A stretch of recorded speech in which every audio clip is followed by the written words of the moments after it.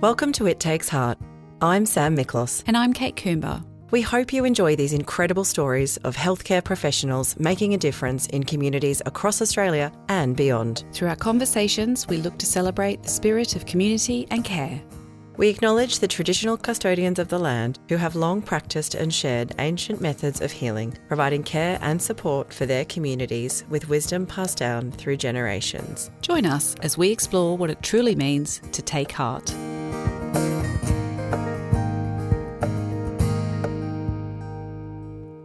Today we're chatting with physiotherapist Judy Chesney. Judy was working in private practice when in 2021 she made the bold move into locum travel work and hasn't looked back since. Hailing from Belgium in New South Wales, Judy is full of life. She loves to travel, keep active, explore new and wonderful places and makes lifelong friends wherever she goes. In recent years, Judy has largely worked as a rural generalist physio in locations like Mildura, Katherine, Young, Mount Isa, St George, Cairns and even Thursday Island. We're really looking forward to hearing about the life of a travelling rural generalist physio today. Welcome, Judy, to the It Takes Heart podcast. Thank you. Good to meet you. Thank you very much. So, Judy, where are you today? I'm actually working in a role that I picked up myself. It's in Jindabyne. So there wasn't much on offer when I was looking. So I saw an ad for a private practice in Cooma. Yep. And I thought, well, I'll come down and I'll try some skiing. I was going to say, are you skiing? Well, I'm trying. Yes, I've taken a few lessons, and I'm going very slowly. I haven't had skis on for 35 years, so it's a big learning curve again. How amazing! How amazing! How did you actually get into? How did you become a physio? Yeah. Well, I think I've always been quite interested in the human body. I started off studying teaching and did some units of anatomy, and I found them very easy and interesting to do. And then the opportunity was there to turn it into a career. I could have chosen physiotherapy or chiropractic or osteopathy, but physiotherapy happened to be the one that was free. So I took a leap and went, well, I'll do that. And I had a young family, so I thought I needed to have a career of some sort that would support them. Yeah, and that possibly would be really good for travelling and moving out of the city. Yeah. And did you always work in private practice, or did you work before you stepped into this travelling locum work? Where did you work predominantly? No, I spent 14 years in the public health system in a rural hospital, so on the North Coast, and then I did a little bit of rehab work and private practice work and some in the private hospital. So I did quite a few bits and pieces, worked in the nursing homes. So it actually really sort of exhausted most of the opportunities that were available around where I was living. And then I noticed a job with Cornerstone at Mount Isa and thought, well, it fitted my skill set. And I look at that. I did some volunteer work years ago in East Timor. Yeah, we saw that. Was that training nurses? Yeah, training nurses. And I became interested in pediatrics and did some time down in Melbourne and in another pediatric private practice. So I've got a kind of a very big range of generalist skills, orthopedics, surgery, pediatrics. So that's when I saw this job at Mount Isa and thought, well, I could do that, not a problem. And the idea of travelling and seeing a different place appealed to me, yeah. And Sam mentioned there that you're a rural generalist physio. What does that mean? What is your role typically when you go into these communities? Well, it depends on the community. So different places have different demands. Like in a big rural setting, there might be 4 or 5 other physios working, and I might be just working in a particular ward, but I might rotate around to the different wards. So I might go through a rehabilitation ward where you've got people who've had strokes, and things like that. And then maybe I'll spend some time in a respiratory ward and do a little bit. So you've got to, because rural generalist wasn't even a thing when I first learnt, but you've got to be able to understand what your limitations are and where your strengths are, and also have a kind of an idea of where to start with most of these jobs. So, the sort of people I've seen in Mount Isa are different from the people in Mildura, or are different from the people in, Thursday Island. So it is to have a wide range of skills, across a lot of different areas, or know enough about your limitations that you can reach out to someone who's more experienced and ask them, where do you go? And usually that's with physio networks, that's pretty easy to do. Yeah. You've mentioned Mount Isa a few times, and I know that you really loved your time in Mount Isa. What was it that made that such an incredible role? I think the thing is that it had an amazing team of allied health professionals working there. And the structure at the time was, management was really supportive, and so I think it was just the correct mix. They had an incredible team, and it was one of the best experiences I've ever had in my physiotherapy career, one of the best jobs. At the time I was there, they had an incredible team to work with, so I felt very supported, very appreciated, which is something that sometimes doesn't happen in all positions. Just appreciated and supported. So I'd come from a job that I didn't feel appreciated in, and then all of a sudden I did. So that was really good. My skills were appreciated. Yeah. And does that lead you to then feel that you're having even bigger impact in these types of communities? Well, I think so. If you're appreciated, it means then you can use all the skills that you have, Whereas if someone doesn't appreciate that you've got skills or expertise, they tend to take a much more dictatorial approach to what you do. They sort of micromanage you a bit more, which is uncomfortable. Yeah. Judy, having worked in the permanent roles and then stepping into this traveling locum work, do you feel like you're able to have as big an impact in a health service when you're there for a couple of weeks at a time? I think so, because I bring my own skills that they may not have seen there for a while. I mean, often you can be just the only physio that they've seen for a long time, and because I've got a lot of skills across a lot of different areas, I could approach a problem in lots of different ways, Yeah. So it may be that my approach is different from something that they've had before, or a different way of looking at things. Yeah. So I think that is the case, is that I can have an impact and, maybe get them to think about things in a different way. Do you feel sometimes when you go into communities it can be difficult to build trust? I'm sure with contractors coming in regularly, it may feel like a bit of a revolving door for the people who live there. How do you build that trust and establish it when you arrive? Look, I don't think that. I think they are used to having people going in and out, because they have doctors that do that too. So I think they are used to people going in and out a bit.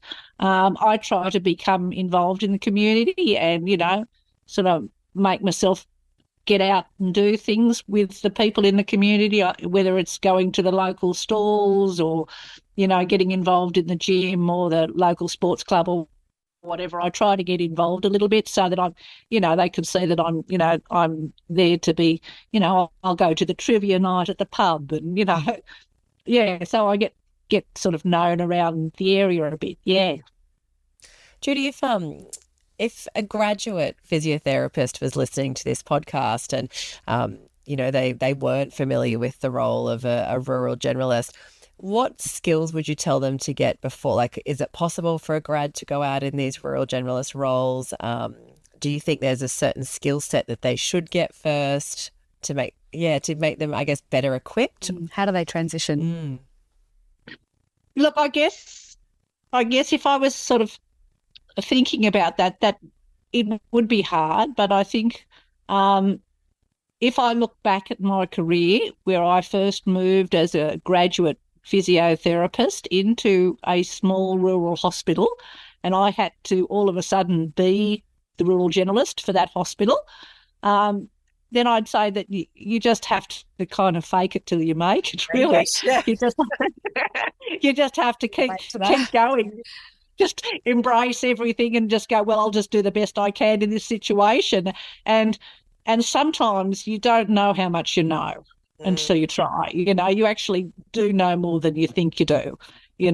Something might look complicated, but there's a lot of information available for physios now online or, via Zoom or electronic hookups to different major hospitals where you can get the information you need to help people. And you can actually even now go and do consultations online with a surgeon sitting next to the patient and things like that.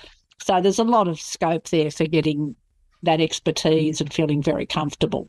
But, there will always be things, and there still are things that I come across in my roles where I go, I haven't seen one of these for a while. What do I do?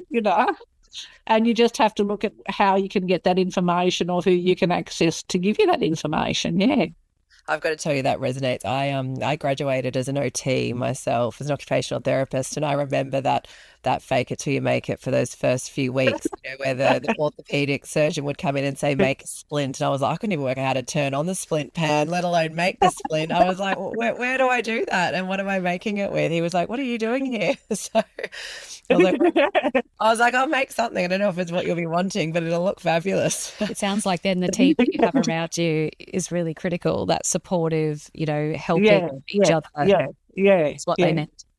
Is there you've worked, when we said in the intro, some of the contracts you've had, like some incredible places.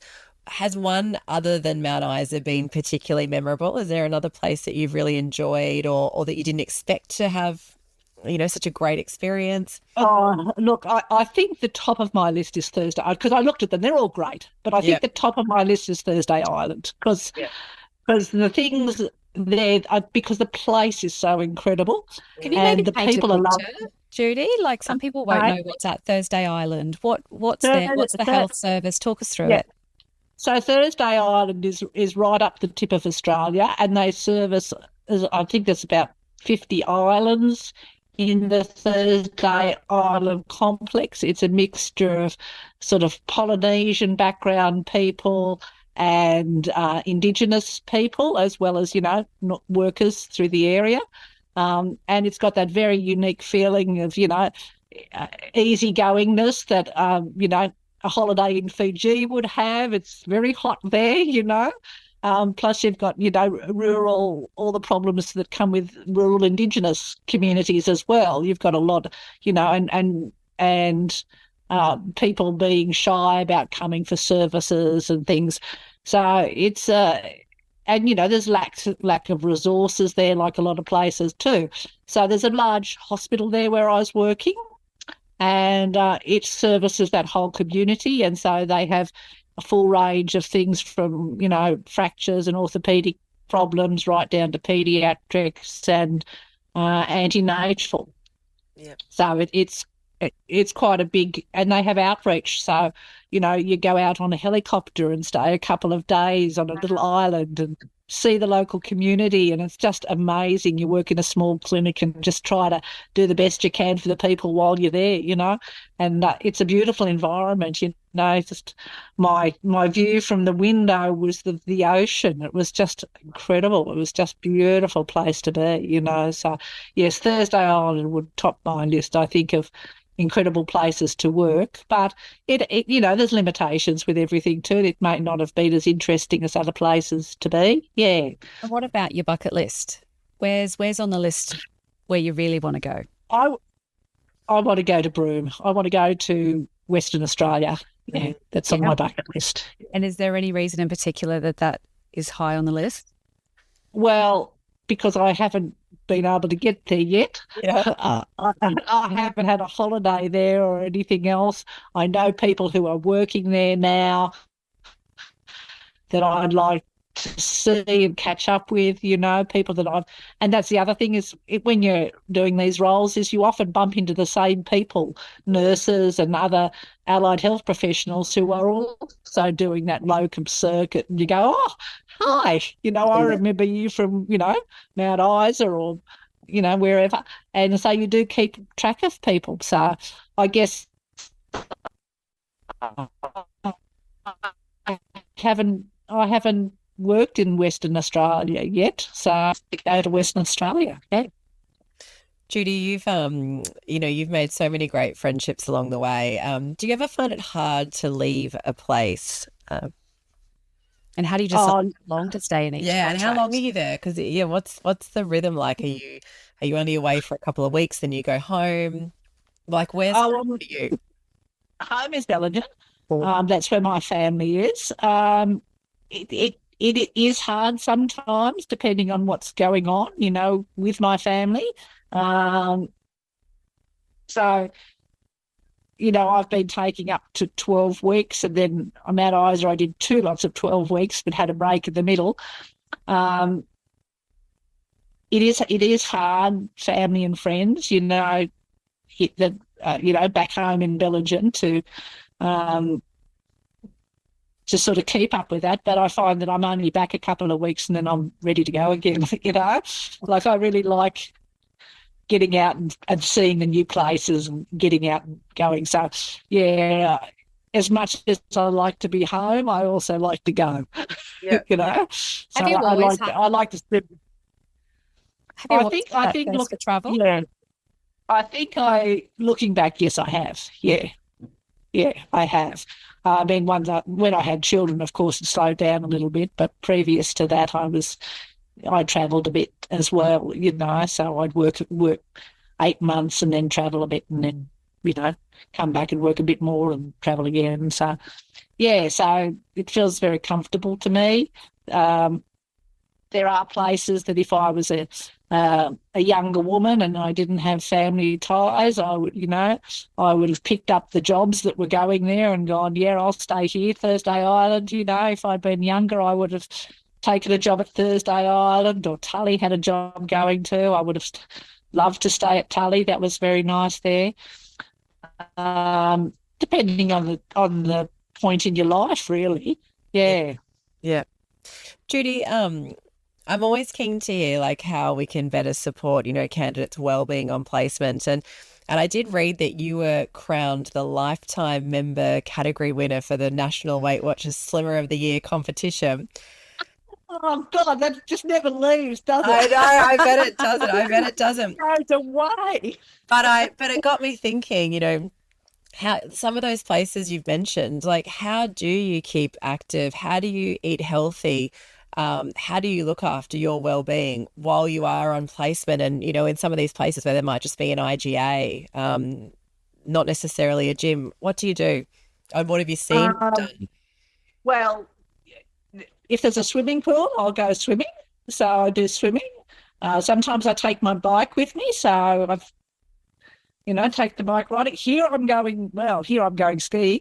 So I just try to find whatever is the physical activity of the area at the time, and it might be just walking or running or doing something like that to just stay active. There's usually a small group of people that do some activity, and it's different in every place, and sometimes it takes a bit of time to find out what's going on.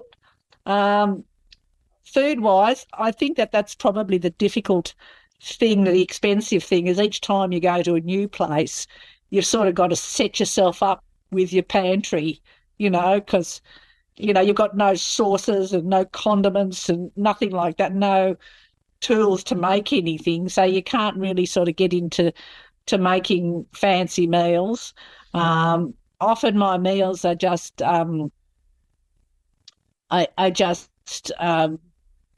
ready meals, or at the moment I'm drinking a a lady shake just for the sake of it, to fill me up because it's easy and it's cheap. So I look at what I can have that's easy and cheap, and then maybe once a week I'll go down to the pub and have a pub meal or something like that. So I don't know that it's inexpensive. It can get expensive in terms of setting yourself up and then having the foods there that you want. But you just make do. So some places, I mean, Thursday Island didn't have a big pick of groceries either. You just whatever you can find that's healthy and nutritious. There's usually fruit and whatever. Some places don't have pretty expensive fruit. So I know when I was in Weipa, they had to rely on a barge to bring their food in, so sometimes there'd be nothing left in the supermarket very much at all. But and I guess seasonally with weather, that probably impacts some of those communities as well. Absolutely, yeah. So there'd often be sort of no vegetables there to speak of or anything like that. Yeah. So you just have what you can have. Yeah. You sound like you really absolutely thrive in this travelling locum work. Do you think you'd ever go back, I guess, to a permanent local job or what is it that you love so much about this? No, I don't think so. What do you love so much about it? I think it's the variety. I think it's just the incredible variety of things. Even it might be a rural hospital in one place and a rural hospital in another place, but they're totally different. How so? They're totally different. Well, just even the people in the township are different. Like, for instance, Mildura, you'd get a lot of people who were having alcohol withdrawals. It's a very big winemaking country. You get people who were suffering from alcohol-related neurological diseases or strokes. So it's an affluent community where people do those kind of things. Or else you'd go into another place like Catherine, and that'd be with people with vascular diseases and malnutrition and things like that. So it was very vastly different, the sort of communities and the presentations that you have to help with, and a rich community, they might have access to all your walking frames and your aids and your wheelchairs and your services, where another community doesn't have any of that or might wait weeks for that. So there's a lot of challenges, in different communities and in different hospitals, the sort of people that you see, and even, the cultures in the hospital can be different as well, So, just very different, lots of variety. What would you say is the greatest challenge that you've seen, I guess, in terms of working as a physio in these communities? Like, if there's physios listening who are interested in this kind of work, what's something that they should know that's maybe a little bit difficult or that you maybe didn't expect would be challenging from a clinical or professional perspective? I think remote communities, particularly even Indigenous communities, suffer from lack of resources. And that might mean that anything from just your physical resources like wheelchairs and things like that, but even you can't get home modifications done, or else maintenance of equipment is very difficult, or you might not have what you need. You might not even have the other staff members that you need. Like you might be the only physiotherapist there, but they haven't got a speech pathologist and they don't have a dietitian and they don't have an occupational therapist, or there's no nursing staff that can go out and help someone in their home, So it's that kind of difficulty in terms of a professional thing, is that you have to be ready to kind of, go, well, I haven't got what I need, so what can I do with what I've got? Yeah, so that's really the challenge, yeah. And aside from perhaps, extra funding and things like that. What do you think we can do to help bridge that gap of outcomes?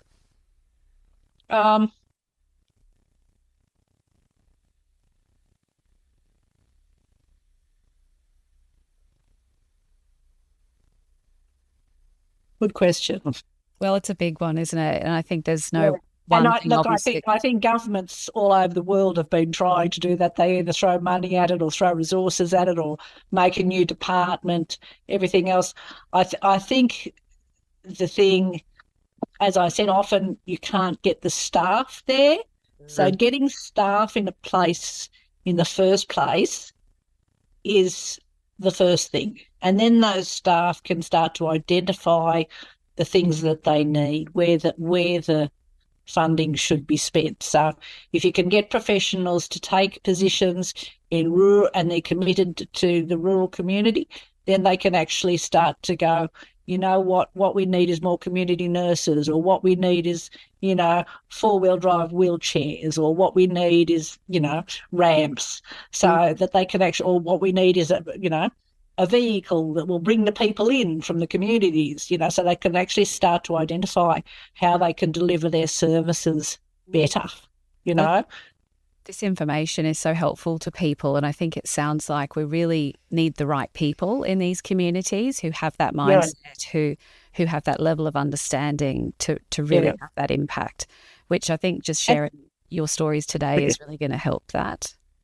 And I think the other thing, and this is something that I learned in East Timor when I was there, is that you have to have people who are prepared to listen to the community about what they need.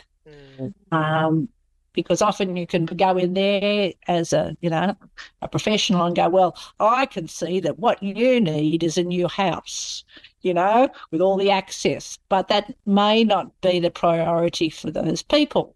They might have a different priority, maybe they just want new shoes or food in their bellies or something else, So I think it's getting that conversation going with the community and the people that live there and the people that know them to actually start identifying the things that are priorities for the community. Yeah, and that real holistic approach. Yeah. Every episode, we're donating $500 to a charity of our guest choice. Judy, where is that going for you today? I'm not sure that this qualifies for what you say, but I would nominate the St George Triathlon Club. So St George is a little community of about 3,000 people, and the Triathlon Club is run by volunteers, and they do amazing things. They do a whole event where people from miles around come to the event, and it's all, and people from the community put on, sausage sizzles, and there's little prizes for kids on their bikes. And each Sunday they also run events and things too where the kids get involved. So they've really got a good focus on bringing activity and sport and involvement to that very small community. They do bike rides through the week, and the doctors get involved, and there's prizes for teams. I think two of the doctors' teams won this last event that they run. So they're just, it'd be wonderful because I said to them, oh, you're putting out medals and things, so, oh no, we don't have enough money for medals, and I just think to keep these people interested in being able to keep that focus on community activity, and it's so important for health and well-being and mental health and everything else. That would be a real bonus to them. Yeah, that's a great choice, Judy. I think what you've spoken to there is, it's so about keeping the focus on the community, and, you've shone a light on a number of communities that you've worked in. And I think if we've got physiotherapists that listen to this episode, I'm sure there would be many that would be inspired to come into these communities. And at the end of the day, that's what we need, right? That's the first step that you've pointed out, is if we could just get more healthcare professionals to take a leap into a different community and maybe go back there a couple of times and get that continuity, it'll just start to make a difference.